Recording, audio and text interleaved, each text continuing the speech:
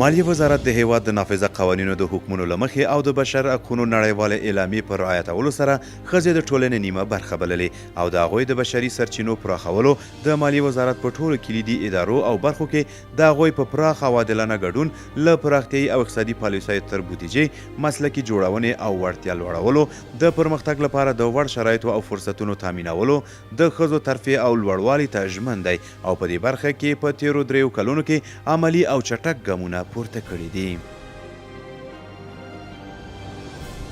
د ملي یووالي حکومت له پیل څخه مخکې جندر یو نوی مفهوم و او په اړه یې بشپړ پوهاوی شتون نه درلود. دا چې د جندر واحدونه نوي جوړ شوي وو، جندر د ښځو په معنی کارول کېده. له دې کبله په لومړیو 100 ورځو کې د مالیې وزارت له لومړیتوبونو څخه یو هم له بېلابېلو پوهنتونونو د ښځو د وړتیا، پیاوړتیا او استعداد څخه د ګټې اخیستنې په موخه د مالیې وزارت په بېلابېلو ادارو کې د 100 تنو ښځینه فارغینو ګمارنه وه چې له 1494 تر 1496 کلونو پورې د جنسیت د برابرۍ په برخه کې مثبت بدلون بلل کیږي.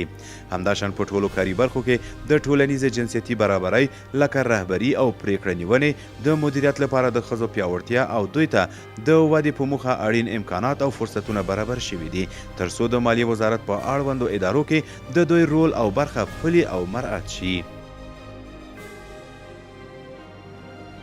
په همدې حال کې د مالیې وزارت پالیسۍ موینیت ته د وړتیا او ژمنتیا له مخې د یوې مېرمنې ګمارل د ښځو د شتون روښانه بیلګه ده. دا په داسې حال کې ده چې د 1493 کال په پرتله تر اوسه پورې د ښځو شتون له 3 سلنې څخه شاوخوا 12 سلنې ته لوړ شوی. مالیې وزارت هوډ لري چې دغه شمیره 13 سلنې ته لوړه کړي. تقویت بیشتر نقش و جایگاه زنهای افغان از جمله اولویت‌ها و پالیسی‌های عمده حکومت ما به شمار میره و به این خاطر وزارت مالیه در 3 سال گذشته به خاطر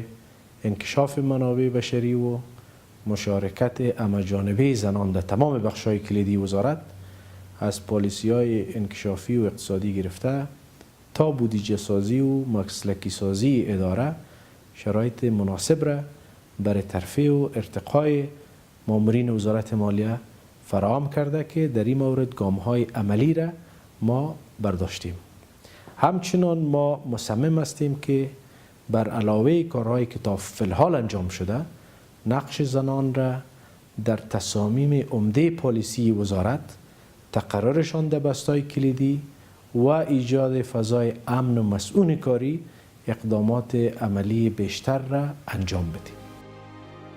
مالیې وزارت د ښځو د مسلکي او مدیریتي وړتیا لوړولو په موخه ښځو ته د لسګونو بورسیو ترڅنګ په 1494 1495 او 1496 کلونو کې په ټولیزه توګه 434 تنو میرمنو ته چې د کابل پوهنتونونو او بېلابېلو انسټیټیوټونو کې زده کړې هم پکې شاملې وي اوږدمهاله او لنډمهاله روزنې ورکړې دي. یادې روزنې د رهبرۍ پالیسۍ او ستراتیژۍ د کړنو مدیریت له قوانینو او مقررو څخه پوهاوی، د ادارې او مدیریت اساسات، تهیه او تدارکات، بشري سرچینې، د املاکي شخړو حلول او د املاکي قراردادونو د پړاوونو ترسره کول، د مالیاتي چارو د ادارې قانون، د عوایدو او قطعي پلان، برېښنایي مدیریت، څارنه او ارزونه، اړیکې او نورې مهمې برخې پکې شاملې وي.